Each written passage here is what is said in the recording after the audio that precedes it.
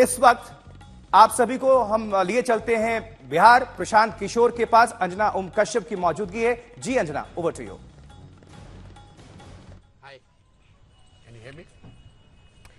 धन्यवाद आपका आशुतोष।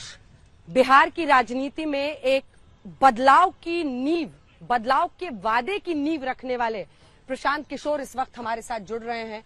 जन स्वराज पार्टी अब आपने बना ली है, अभी चल ही रहे हैं, अभी और चलना है, कदम ताल कर रहे हैं। बिहार को समझने के लिए निकले थे या बिहार को समझाने के लिए निकले थे? और अगर कुछ समझे हैं, कुछ समझा पाए हैं तो वो क्या है? पहली बात तो मैंने पार्टी नहीं बनाई है, बिहार के उन लोगों ने पार्टी बनाई है जो पिछले 30-35 साल से विकल्प के अभाव में लालू के डर से भाजपा और भाजपा के डर से लालू जी को वोट देते रहे हैं।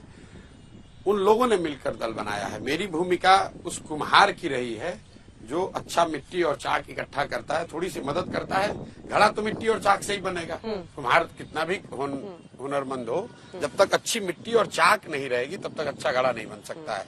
लेकिन अच्छी मिट्टी और चाक मिल जाए और कुम्हार थोड़ा सा सहारा दे तो अच्छा घड़ा बन सकता है। तो पिछले 2-2.5 साल से जो मैं गांव-गांव में चलकर जो मैंने किया है, वो अच्छी मिट्टी ढूंढी है, अच्छे लोग ढूंढे हैं, और जन स्वराज वो चाक है जिस पर इस मिट्टी को रखकर मैं थोड़ा सा सहारा दे रहा हूँ। और धीरे धीरे वो मूर्त रूप ले रहा है अपना, जो आप देख रहे हैं। 1 करोड़ से ज्यादा लोग कल जन स्वराज की जब स्थापना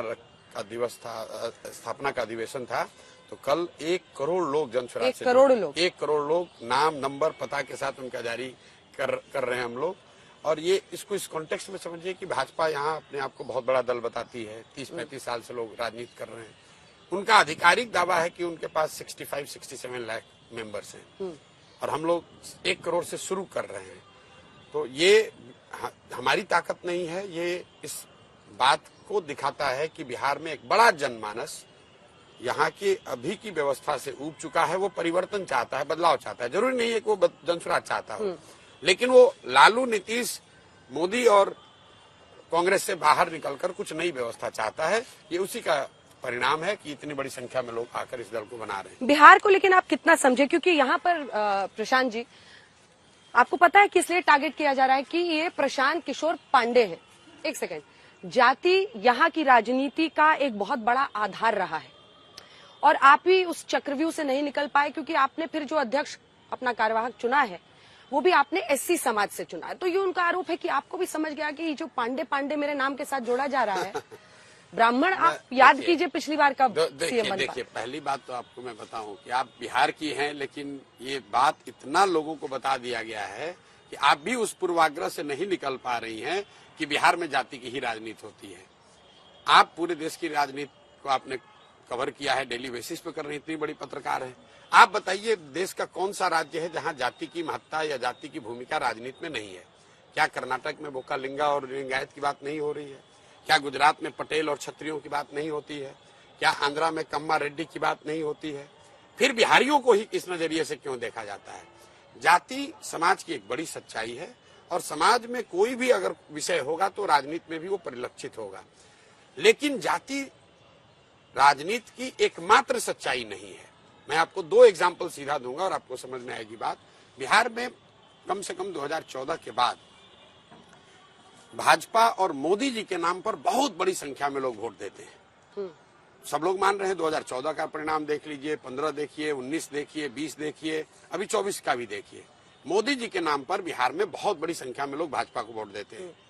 लेकिन कोई ये नहीं पूछता है कि भाई मोदी जी के जाति का तो बिहार में कोई रहता ही नहीं है। तो अगर बिहार का हर व्यक्ति जाति पर ही वोट दे रहा है तो मोदी जी को वोट दिया किसने? तो तुरंत लोग कहेंगे नहीं, वो तो राष्ट्रवाद है, वो तो हिंदू मुसलमान है। तो भाई कुछ भी है, जाति तो नहीं है। जाति के अलावा लोगों ने वोट दिया दूसरे मुद्दे पर। दूसरा एग्जाम्पल देखिए, दूसरे साइड में कौन है? लालू जी हैं। लालू जी के वोट बैंक को आप लोग क्या कहते हैं? MY। तो यादव तो समझ में आता है उनकी जाति का है, लेकिन यादवों से ज्यादा वोट उनको मिलता है मुसलमानों से। मुसलमान तो उनकी जाति का नहीं है। 18% मुसलमान आरजेडी को वोट क्यों देता है? आप लोग तुरंत कहेंगे कि वो तो भाजपा से डर के देता है। तो वो जाति पर तो नहीं दे रहा है ना, चाहे जिस वजह से वोट दे रहा हो। ये पूर्वाग्रह लोगों का है कि बिहार इसलिए नहीं सुधर सकता है कि वहां बड़ा जाति है। अरे भाई, कर्नाटक अगर सुधर सकता है जाति के रहते हुए, गुजरात सुधर सकता है, तमिलनाडु, आंध्रा सुधर सकता है, तो बिहार भी सुधर सकता है। आपने कहा कि आप भी जाति में फंस गए। बिल्कुल नहीं फंसे। जन सुराज ने ये कहा कि जिस समाज की जितनी संख्या है उस समाज के उतने लोगों को जगह जन सुराज में दी जाएगी, पार्टी के बनाने वालों में, पार्टी के पदाधिकारियों में, पार्टी के नेतृत्व में, पार्टी के टिकटों में। लेकिन आधार काबिलियत है। हम लोग का ऐसा मानना है, इस बेसिक बात को आप समझिए कि हर समाज में काबिल आदमी है और हर काबिल आदमी का कोई ना कोई जात है। अगर बनाने वाले की नियत में खोट न हो तो ये संभव है कि हर समाज के काबिल आदमी को लाकर उस समाज की संख्या के अनुसार उसको भागीदारी दे दी जाए। तो पहला पैमाना है काबिलियत। मान लीजिए कि हमारे पास 100 सीट है और काबिल यहाँ 1000 लोग हैं, तो किस आधार पर वो 100 सीट बटेगा? काबिल सब है, लेकिन जब उन 100 का बंटवारा करेंगे, 1000 लोगों काबिल लोगों में से 100 को चुनेंगे, तो ये सुनिश्चित करेंगे कि अगर दलित समाज के 18% लोग हैं तो 100 में 18 काबिल लोग हों। कल जिनको अध्यक्ष बनाया गया है, कार्यवाहक इसलिए कहा जा रहा है क्योंकि उनका चुनाव होना है, उनकी आप काबिलियत देखिए। वो व्यक्ति यहाँ के सरकारी स्कूल से पढ़ा है, बिहार झारखंड के सबसे नामी नेतरहाट सरकारी विद्यालय से पढ़े, IIT कानपुर गए, IIT दिल्ली गए, IFS में नौकरी करी, 4 देशों में देश के राजदूत रहे हैं। तो वो किसी भी जाति के होते तो वो काबिल तो हैं ही। ठीक है, एक मिनट हाँ।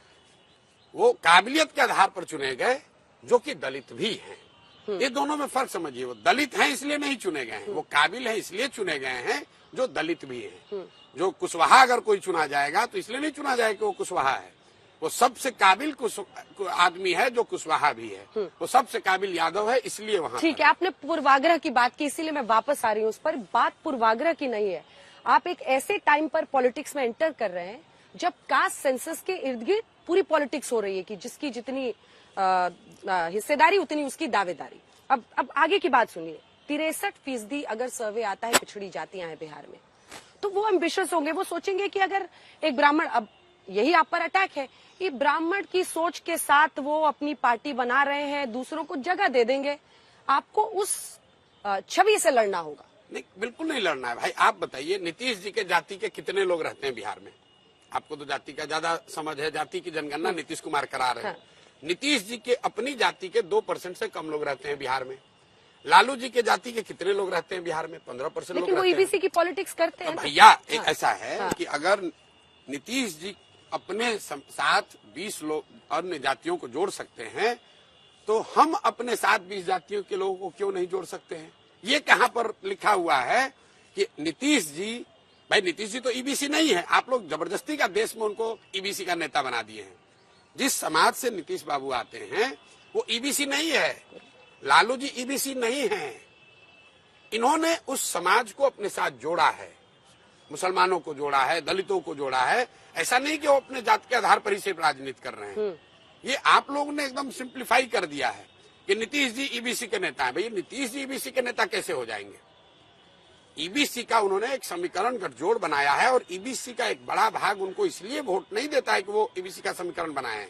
वो वोट इसलिए देता है कि सामने से लालू जी हैं और वो RJD से डरता है। ये समाज जो है, जो सवर्ण समाज है, EBC है, दलित है, नन यादव OBC जिसको आप लोग कहते हैं, ये RJD से डरता है। तो जैसे मुसलमान भाजपा से डरकर लालू जी को वोट देता है, वो पसंद नहीं करता लालू जी को। आप खुद ही कह रहे हैं कि ये सच्चाई है। वो उससे डरता है, हाँ, वो जाति का उससे डर डरता और जाति नहीं है। जाति की वजह से तो डर है ना। जाति की वजह से नहीं, जाति की वजह से डर नहीं है। डोमिनेंस है ना कुछ कास्ट का। ना जाति की डर क्यों है फिर? डर है जो, जैसे मुसलमान क्यों डरता है भाजपा से? वापस आइए, मैं उसी पर आ रहा हूँ। यादव वर्सेस जो भी आप आ रहा हूँ। हाँ। भाई जैसे मुसलमान भाजपा से डरता है क्योंकि वो जानता है कि भाजपा की सरकार आएगी तो उसमें हमारी भागीदारी, हिस्सेदारी नहीं होगी, हमारी बात नहीं सुनी जाएगी। उसी तरीके से यहाँ पर बिहार में नन यादव जो कम्युनिटीज हैं उनमें RJD, जिन्होंने बिहार में लालू जी का जंगल राज देखा है, वो जाति धर्म से ऊपर उठ के देखता है। भैया कुछ भी हमको अपहरण रंगदारी नहीं चाहिए, इनके RJD के लोगों का शासन नहीं चाहिए, तो उनके डर से वो वोट देता है। जाति के आधार पर नहीं दे रहा है। अगर जाति के आधार पर देता है तो मोदी जी को क्यों देता है? लालू जी ने अपनी पार्टी से उन जाति के लोगों को खड़ा किया, उनको वोट नहीं मिलता है। मोदी जी को मिलता है। मोदी जी की जाति का कोई बिहार में रहता ही नहीं है। नीतीश को मिलता है, नीतीश की जाति के वो लोग हैं नहीं। वो सिर्फ लालू जी का बिहार में सबसे बड़ा वोटिंग का जो पैरामीटर है वो है डर, राजनीतिक बंधुआ मजदूरी। लालू के डर से भाजपा और भाजपा के डर से लालू, करीब करीब 40 से 50% वोट नेगेटिव वोटिंग हो रही है। आप ऐसा समझिए, आप लोग ध्यान नहीं देते हैं। बिहार की जनता को जातियों का में बटा हुआ बता रहे हैं, इसी जातियों में बटे हुए समाज आप में बता रहे, मैं नहीं बता रही हूँ। आपने कहा नहीं डर बता है। रहे, आप बताएं। आपने कहा डर है। डर है सर, गवर्नेंस से, नॉट जाति से नहीं है। लालू जी के जंगल राज से उसको डर है। मुसलमानों को भाजपा के दंगाई पार्टी होने से डर है, जाति से डर नहीं है। लालू जी को इस बिहार ने सिर्फ एक ही बार जिताया है 1995 में। आप लोग जबरदस्ती का उनको इतना बड़ा नेता बना दिए कि बिहार में सब आदमी लालू जी को वोट दे रहा है। नीतीश कुमार को बिहार की जनता ने एक बार वोट दिया जिसमें कि उनको 117 सीट आया। उनकी स्ट्रैटेजी तो आप ही जानेंगे, आप ही बना रहे थे नहीं पिछली बता रहा बार। हूँ। इतने करीबी से काम किया बिहार में लालू जी को जनता ने एक बार जिताया। बाकी समय कांग्रेसियों ने अपने कुछ चंद सांसदों के लालच में बिहार के बच्चों के भविष्य को लालू जी के हाथ में बेच दिया। तब लालू जी जंगल राज अपना चला पाए। उसी तरीके से जो गलती कांग्रेस ने की, वही गलती आज भाजपा कर रही है। ये भाजपाई जो हैं, ये पूरे देश में दूसरे दल को तोड़कर नेताओं को लाकर अपना दल बनाते हैं। बिहार में देखिए, बिहार में इनके 75 विधायक हैं, नीतीश के 42 हैं। अपना नहीं बना रहा है, नीतीश को बना दिया है। क्यों? क्योंकि दिल्ली में 10-12 सांसद चाहिए।